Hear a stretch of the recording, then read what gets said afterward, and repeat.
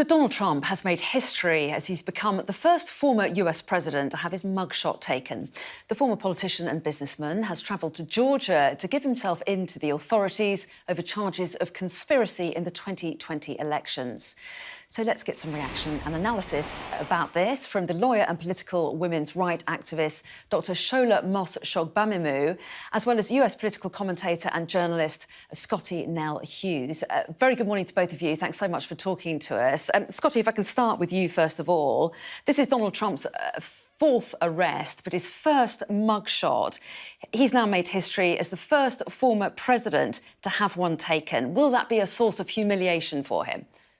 Well, the Democrats would like to make it that way, but at this point, it looks like both parties are definitely capitalizing on the events of the last 24 hours here in the United States. Listen, Fulton County is my birth county, and I must say that I'm absolutely ashamed of a DA that is taking her own office and using the DOJ, using everything that she has in her power, and it's not even in her power, the scope of her power, just to go after a political enemy of another party. That's what you see dictators do. That's what you see corrupt governments do. And we're seeing it in this case. But when you ask, is it actually going to be humiliating for him? The picture he took yesterday in the Fulton County jail when they booked him, his mugshot, that probably broke the internet more than Kim Kardashian's photo did a few years ago, because people are seeing what this is. So while the Democrats, and you've already seen Joe Biden put out his email fundraising off of it, and I'm sure that the Democrats are contributing to it. So are the Republicans. And so now we have a new phrase of the 2024 campaign, never surrender. And that's a very powerful, powerful statement that's coming out that I think you're going to see reset the tone for the 2024 campaigns. And to be honest with you, I think it's only going to benefit Donald Trump, because thanks to this DA, they have now made him a martyr. And that usually does not work well for the other side. What do you make of that, Shola? Do you think that Donald Trump will be able to use this mugshot to his advantage? He'll just say that it plays into his assertion this is a political persecution.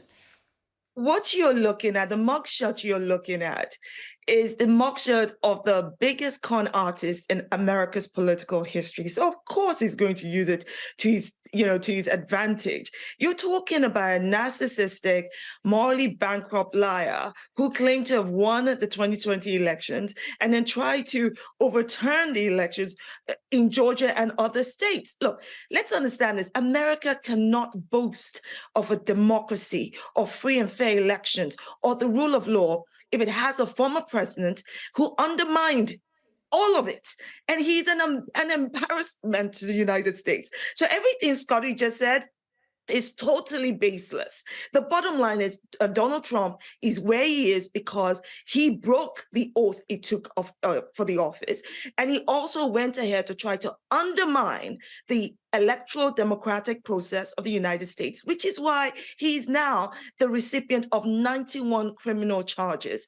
You also have to bear in mind that his arrest and prosecution is a test of America's rule of law, and it is evidence of America's crisis of political leadership.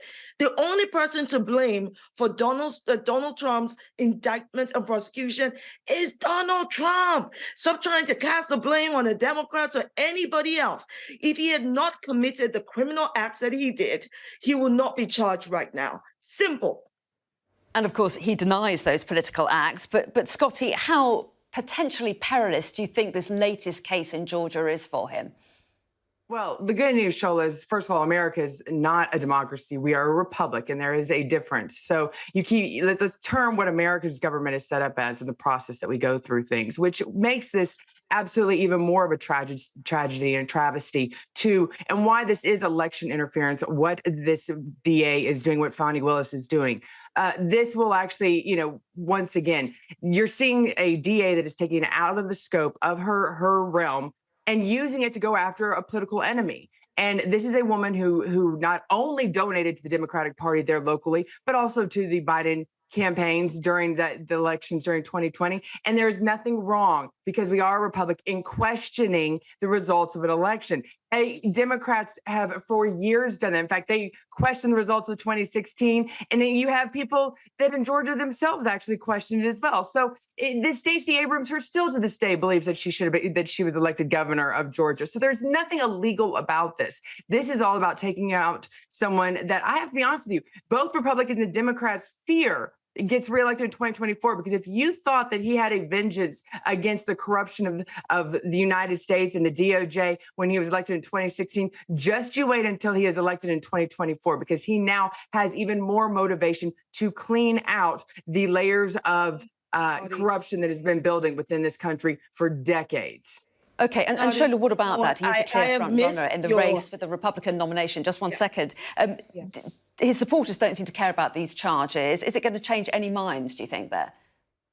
I think that those who are already set for Donald Trump are pretty much set, unless, for instance, we're able to have one of these court cases come through before they have to select their Republican candidate. And because in that case, Donald Trump will have to prove his case that the election was stolen. Now, can I just quickly correct Scotty, please? First of all, Donald Trump is not being prosecuted for challenging the elections. He's being prosecuted for attempting to steal an election. There's a difference. How? And there's a big difference between Trump and Stacey Abrams. Stacey Abrams went through the court process, and once she lost in the court, she conceded. Donald Trump put out over 50 meritless lawsuits and lost every single one. He's a liar. But let me also get back to your point about, we're a republic and not a democracy. I'm sorry. America pushes this whole image of being the bastion of democracy. And my point still stands that it cannot boast of having a democracy if it has a former president that it fails to prosecute for undermining that same democracy. OK, we have to leave it there, but always great to talk to both of you. Dr. Shola Mos-Shogbamemu and Scotty Nell Hughes, thanks so much for your time, both of you, especially given the very early hour that you've joined us. Thanks both very much indeed.